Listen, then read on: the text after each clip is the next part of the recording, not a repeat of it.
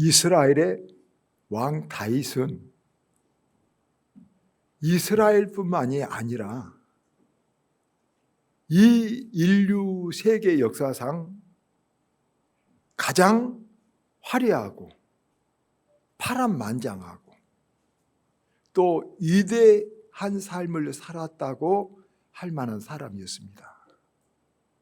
누가 다윗과 같은 그렇게 아름답고 멋지고 위대한 삶을 살 수 있겠습니까? 그런데 그런 다윗은 자기 인생, 남들이 보면 위대하다고 할 인생을 돌아보면서 오늘 말씀에 자기가 살아온 인생이 손 한 뼘 길이만큼이었다. 오늘 그렇게 한 뼘 길이면 한눈에 쏙 들어오는 짧은 것이었다는 뜻이겠습니다. 또 다윗은 어렸을 때 목동 일로부터서 아주 열심히 살았습니다. 정말 부지런히 살았습니다. 수많은 전쟁을 치르고 행정을 하고 수많은 업무에 재판을 하고 일에 쌓여 살았는데 이렇게 말합니다. 내가 헛된 일로 소란했구나. 오늘 헛된 일로 내가 소란하게 살았다.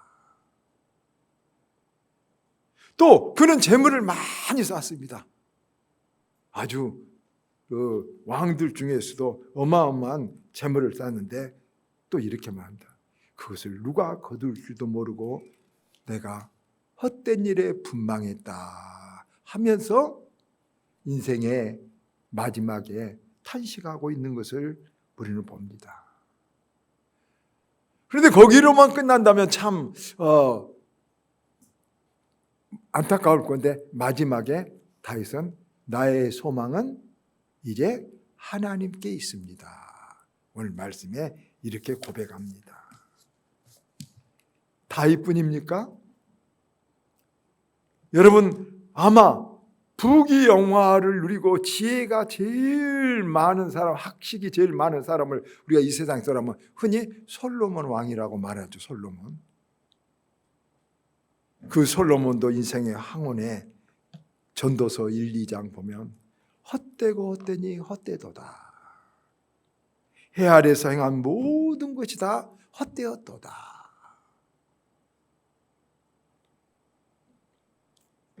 모세도 그렇습니다. 모세는 이스라엘의 국부라고 합니다. 모세도 시편 90편 9절 10절에 보면 우리의 모든 날이 분노 중에 지나가며 우리의 평생이 일순간에 다했나이다. 우리의 연수가 70이요 강건하면 80이라도 그 연수와 자랑은 수고와 슬픔뿐이요 신속기간이 우리가 다 날아가나이다. 이런 사람들 모두 다 어마어마하게 우리가 부러웠게 사는 사람들 다 공통점이 뭐냐 그러면 인생이 너무나도 작고 연기같이 한순간에 사라져버립니다. 믿는 사람만 그러면 그렇게 허무주의를 가질까요? 아니죠. 우리가 잘 아는 고려의 유명한 시인 우탁도 이런 시 우리가 잘 알고 있죠. 한 손에 막대 잡고 한 손에 가시 쥐고 늙은 길 가시로 막고 오는 백발 막대로 치려더니 백발이 제 먼저 알고 지름길로 오더라.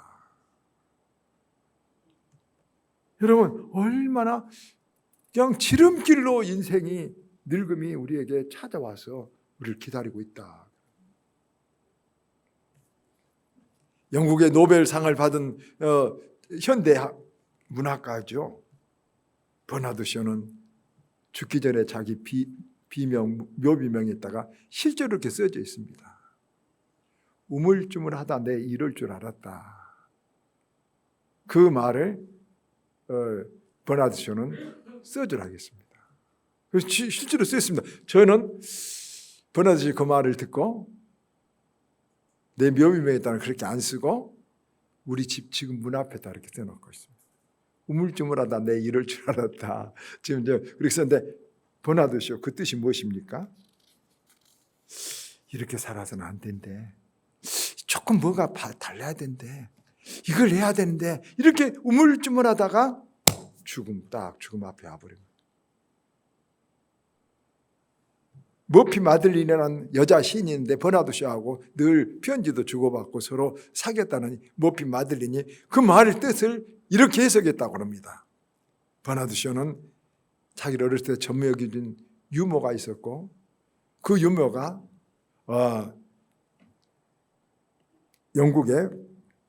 영국에서 이제 그 브라이튼에서 큰 요양시설에서 이제 일하고 있는데, 그 자기 재산과 그것을 그 요양시설 병들고 고통받는 가난한 브라이튼에 있는 데다 기부하고 거기서 같이 살아야 되겠다. 늘 그렇게 생각하고 그런 값 있는 일을 생각하고 살려고 생각을 했는데 그 일을 못하다가 우물쭈물하다가 세상 낙줄기다가 덜커덩 죽음 앞에 와버렸어. 우물쭈물하다 내가 이럴 줄 알았다. 그래서 영국에 온 버나드 쇼 묘비명이 그렇게 써졌습니다. 오몽구 목사 집 문 앞에 그렇게 써졌습니다. 지금.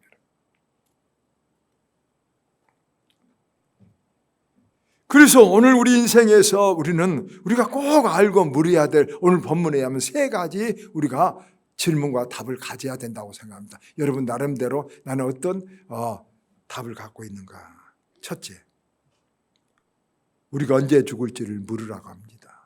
4절, 여호와여 나의 종말과 나의 연한이 어떠함을 알게 하사. 내가 죽을 때 어떻게 죽을 것인가, 내 끝이 어떻게 될 것인가 알게 하사 나로 내 연약함을 알게 하소서. 내가 손바닥만한 인생을 살면서 내가 언제 죽을지, 나의 인생이 얼마나 남았는지, 그리고 내가 어떻게 그것을 죽어야 될지 죽음을 준비하란 말입니다. 사랑하는 여러분, 죽으면 언제 죽을지 모르니까 아이고 그 생각하면 슬프니까 허무하니까 생각 안 한다는데 그렇지 않습니다. 성경은 죽음을 기억해야 지금의 삶이 의미가 있고 더 행복하고 더 바르게 살고 우리가 어디로 가야 될지를 지금 방향을 찾을 수 있다고 말합니다. 늘 죽음을 한 번 정도 생각해보고 내가 어디로 가고 있는가를 생각해봐야 됩니다. 그러면 이제는 두 번째, 누가 거둘지를 우리가 물어야 합니다. 5절 6절 말씀이죠. 주께서 나의 날을 손놀림만큼 되게 하심에 나의 일생이 주 앞에는 없는 것 같사오며 사람마다 든든히 선 때도 진실로 호사뿐이다. 진실로 각 사람은 그림자같이 다니고 헛된 일에 분야하며 재물을 쌓으나 누가 취할지 알지 못하나이다. 여러분, 우리 인생을 하루로 계산도 하고 손바닥만 하다고 했지만 영혼에 비하면 정말로 없는 것처럼 미세합니다. 우리 지구가 우주인들이 보면 저 백사장의 모래알 하늘 같은 이만한 것입니다. 그 모래알에 눈에 안 보이는 세균이 몇억 마리씩 살고 있습니다. 알겠죠? 그 모래알 안에서 세균들이 자기들끼리는 별의별 일들이 다 일어납니다. 알겠죠? 우리가 보면 헛되고 헛되니 거기 목숨 걸 일이 아니니 우리 인생들은 여기서 막 울고 불고 몸부림하고 밤새 잠 못 자고 여러분 막 고통하고 했던 것들이 여러분 영혼의 눈앞에서 하나님 눈앞에서 천국의 눈앞에 보면 실은 헛되고 아무것도 아니에요. 무엇을 막 모은다고 돈을 모은다? 뭐 지식을 얻는다, 공부한다? 다 누가 가질지 모르는 헛된 것이라고 했습니다. 세상에서 가장 큰 땅을 차지했던 사람은 징기스칸과 알렉산더 대왕이라고 말합니다. 여러분, 알렉산더 대왕은 힘만 센 것이 아니라 이 머리가 너무나도 총명하고 천재적인 머리였다고 말합니다. 그 알렉산더가 30살에 여러분 30살에 온 세계를 제패해버렸습니다. 그런데 그가 죽을 때 뭐라고 한 줄 아십니까? 유명한 말 있죠. 내 손을 관밖으로 내서 펴서 관 밖으로 내서 장례를 지켜라. 두 마디 유언을 했습니다. 이 무슨 뜻이겠습니까? 세상을 다 얻었지만 아무것도 못 가져가고 허무하다는 것을 제발 알려줘라. 그러니까 옆에서 또 장수 하나가 물었답니다. 누가 이 제국을 차지할까요? 이거 더 유명한 말입니다. 말은 잘 모르지만 힘세고 미련한 놈이 가져라 그랬다. 깊은 뜻이 있습니다. 힘을 써야 나라를 지킬 수 있죠. 그러나 미련한 놈이 갖는다는 것입니다. 많이 모으고 많이 갖고 많이 챙기고 많이 배우고, 이게 여러분 깊이 보면 알렉산더 같은 천재가 온 세상을 다 가진 사람이 미련하게 보인다는 것입니다. 헛되다는 것입니다. 이걸 우리들에게 남겨주고자 한 것입니다. 이렇게 훌륭한 사람들 우리에게 가르쳤으면 우리는 반복하지 않아야 되죠. 우리는 깨달아야 되죠. 그러므로 우리는 그렇게 알렉산더 온 세상을 내놓고 온 세상을 포기할 것은 아니지만 우리의 작은 것이라도 늘 포기하고 늘 내려놓고 양보하고, 여러분 이렇게 사는 것들이 귀한 건데 이 헛된 것들 가지고 몸부림하고 헛된 것들은 인생을 깨지고 헛된 것 가지고 여러분 우리의 양심이 깨지고 헛된 것 가지고 믿음까지 잃어버리고 살아간 사람들이 얼마나 잘못되고 많은지 알 수 없습니다. 우리 헛된 사람들이요 다 같이 우리 사는 것 같지만 각기 영적으로 가는 길이 있습니다. 여러분 우리 종착역이 다릅니다. 생명을 향한 길이 있고 사망을 향한 길이 있습니다. 생명이 여러분 좋아하는 삶 코드, 생명 길이 있고 사망이 좋아하는 코드, 사망의 코드가 있습니다. 여러분 지금 어느 코드를 꽂고 살고 있는가 한번 생각해 보십시오. 사망을 향한 길, 사망을 향한 코드는 자기 자아를 성취하기 위해서 사는 모든 삶입니다. 세상은 이렇게 가르치죠. 자아를 성취하라, 성공하라. 그런데 그 자아, 성공이라는 건 뭐겠습니까? 욕심껏 가져라, 자랑하라, 유세를 부리라, 재미, 쾌락을 누리고 살아라, 그런 것입니다. 그런데 거기서 나오는 에너지와 결론은 우리를 사망 쪽으로 계속 밀고 지옥, 죽음 쪽으로 밀고 가는 것입니다. 그럴 수밖에 없습니다. 그러나 생명으로 향하는 우리 믿는 사람들은 자아 성취가 아니라 도리어 자아가 죽어야 되는 것입니다. 내 욕심이 죽고 내 성질이 죽고 내 뜻이 죽고 내 자랑이 죽고. 그래서 바울은 이렇게 말했어요. 오라 나는 공고한 자로다 난 날마다 죽노라. 이건 자기 목숨이 죽는다는 말이 아니라 자기 자아, 자기 욕심, 자기 자랑, 자기 즐거움을 내려놓고 포기한다는 것입니다. 바울은 나는 날마다 죽는다면 적어도 하루 한 번씩 죽는다는데, 우리같이 못난 사람들은, 저와 여러 것처럼 약한 사람들은 어때야 되겠습니까? 날마다 죽을 뿐만 아니라 시간마다 죽어야 됩니다. 일할 때마다 죽지 않으면 일이 하나님 일 되지 아니하고 내 일 되고, 일할 때마다 죽지 않으면 섭섭해서 일 못하고, 여러분 누가 안 알아준다고 삐치고 누가 어쩐다고 여러분 섭섭해가지고 하나님 일을 그르치고 남에게 상처 주고, 이런 일들이 거기서 얼마나 우리에게 많이 일어나고 있습니까? 여러분. 그래서 그것이 결국 자격이 복이 되지 않습니다. 여러분. 날마다 일하면서 죽어야 됩니다. 날마다 말하면서도 죽어야 됩니다. 날마다 남편과 아내 있으면서도 죽어야 됩니다. 바울은 날마다 죽었다면 우리는 하루 10번도 더 죽어야 되지 않을까요? 그런데 한 번도 안 죽은 사람이 있습니다. 자아가 한 번도 자기 욕심을 버리지 않는 사람이 있습니다. 한 번도 즐거움을 외면하고 포기하지 않고 자아가 안 죽은 사람이 있습니다. 그건 사망으로 가는 길인, 그것은 예수 믿어도 믿는 것이 아니고 사망으로 가는 길인 것입니다. 세상 사람들이 사는 문화인 것입니다. 씨앗을 한번 우리가 생각해 보죠, 여러분. 씨앗이 안 죽으려고 땅에 안 묻히면 썩어서 버리는 것입니다. 그러나 여러분, 씨앗이 죽으면 땅에 묻혀서 썩어 죽어버리면 어떤 것입니까? 아주 많은 생명을, 또 다시 하는 부활의 생명을 얻은 것입니다. 씨앗이 죽으면 그 생명을 향한 길은 내가 죽고 주님이 사십니다.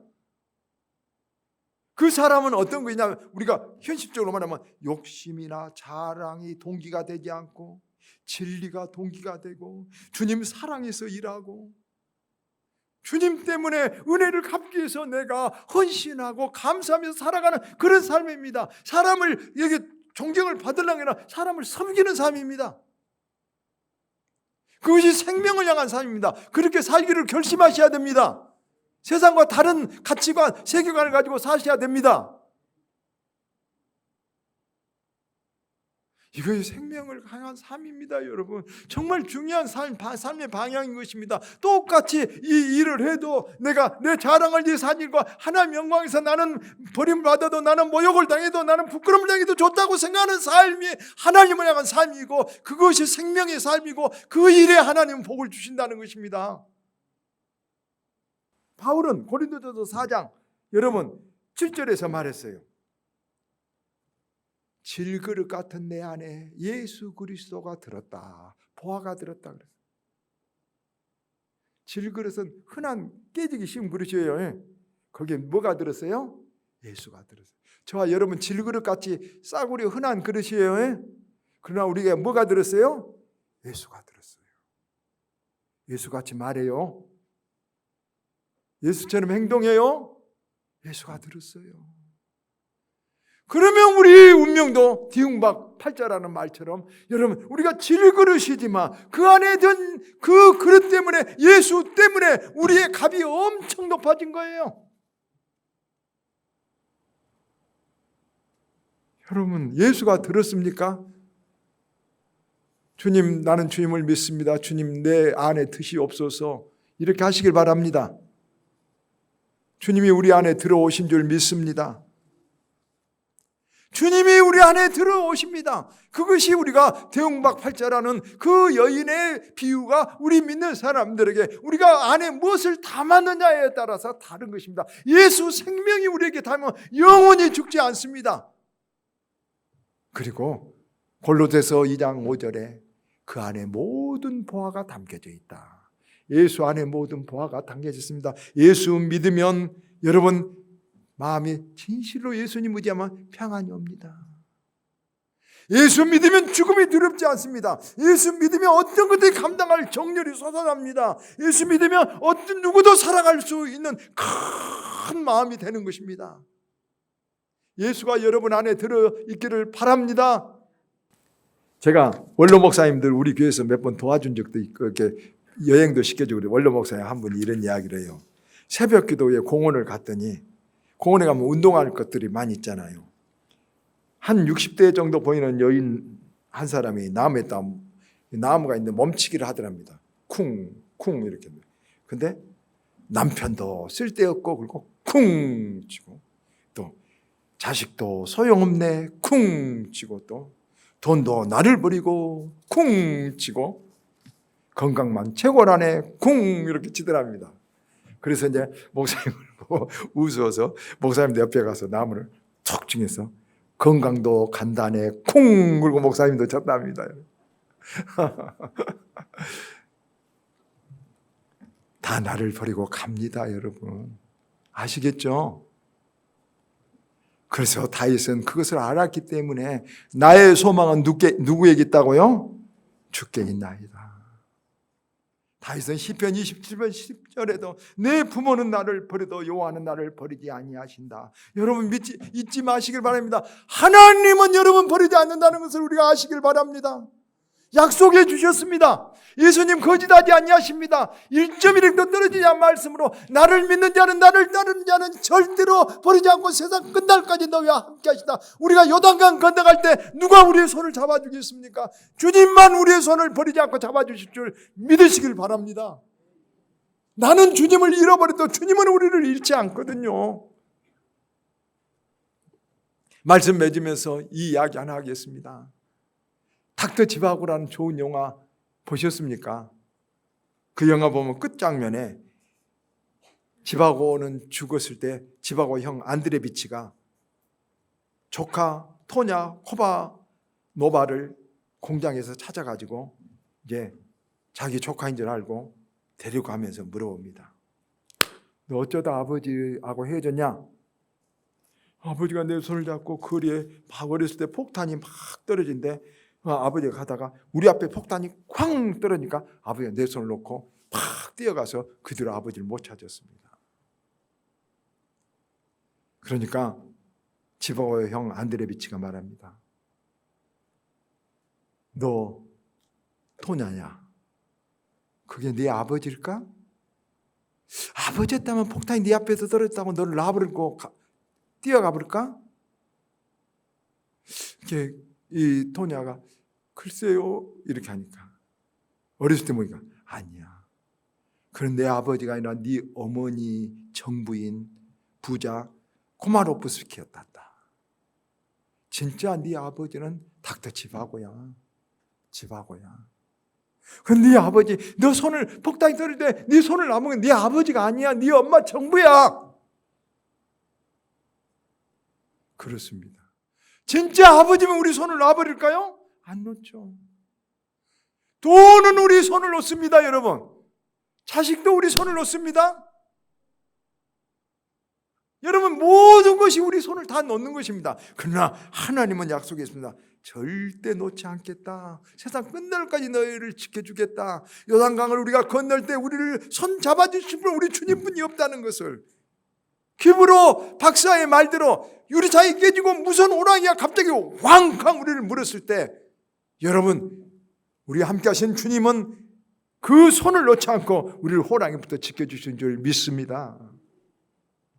그래서 나의 소망이 어디에 있다고요? 하나님께 있습니다. 여러분 소망은 어디에 있습니까? 뭐 있습니까? 헛되고 헛된 것도 얼마나 뭐 소망합니까?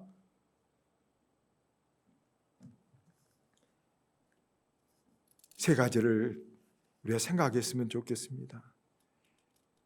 10년, 20년 번개처럼 날아가고 손바닥만 합니다.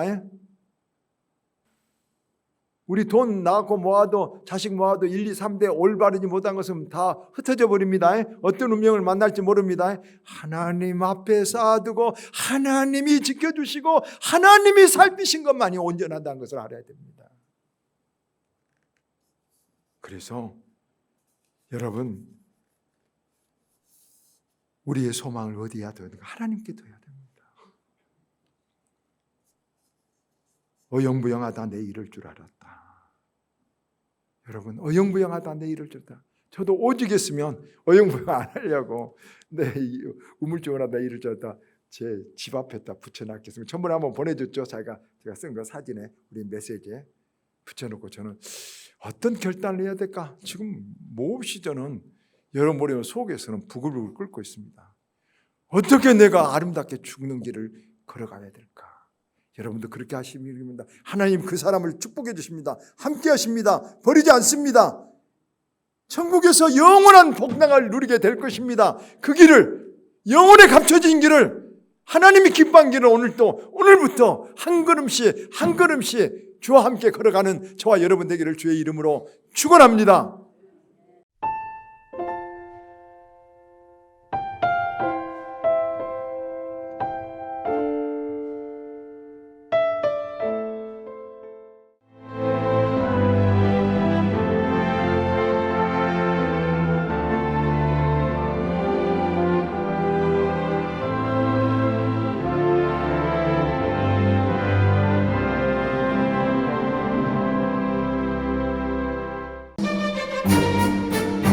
그 자태도 향기도 가장 찬란한 꽃, 솜사탕인 듯 몽글몽글 피어나는 꽃, 도초도 수국. 백나무 십리길 따라 환상의 정원으로 들어오세요. 뿌리 내린 땅의 기운 따라 향기도 꽃색도 달라지는 꽃. 6월 도초도는 여름꽃 천사만송이 수국. 섬 수국축제, 천사섬 신안.